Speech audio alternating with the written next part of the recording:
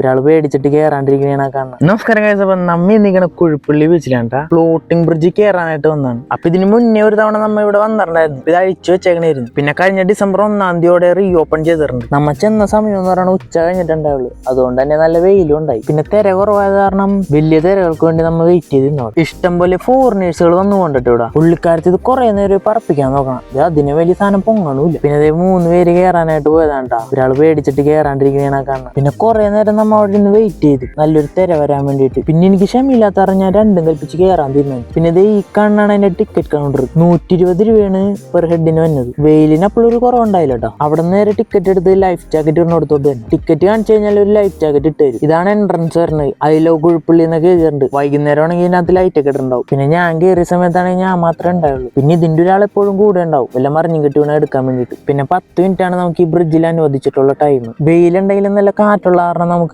ചൂട് അനുഭവപ്പെടില്ല കേട്ടോ. പിന്നെ നല്ല തിരയുള്ള സമയത്ത് ഈ ബ്രിഡ്ജിലിരിക്കാൻ വേണ്ടി വേറെ തന്നെ ഒരു എക്സ്പീരിയൻസ് ആണ്. രാവിലെ 9:30 തൊട്ട് വൈകുന്നേരം 6:30 വരെയാണ് ഇതിന്റെ ഓപ്പണിംഗ് ടൈം വരുന്നത്. അപ്പൊ എറണാകുളത്തുള്ളവർക്കൊക്കെ ഭയങ്കര എളുപ്പത്തിൽ എത്തിച്ചേരാൻ പറ്റും. വൈപ്പിൻ കുഴിപ്പള്ളി ബീച്ചാണ് സ്ഥലം വരുന്നത്. അപ്പൊ നമ്മുടെ സമയം കഴിഞ്ഞപ്പോ നമ്മ അവിടെ നിന്ന് പയ്യെ റിട്ടേൺ. അപ്പൊ നിങ്ങൾക്ക് വീഡിയോ ഇഷ്ടപ്പെട്ടിട്ടുണ്ടെങ്കിൽ ചാനൽ ഒന്ന് സബ്സ്ക്രൈബ് ചെയ്തേക്കണേ. എന്തായാലും അടുത്തൊരു വീഡിയോ കാണാം.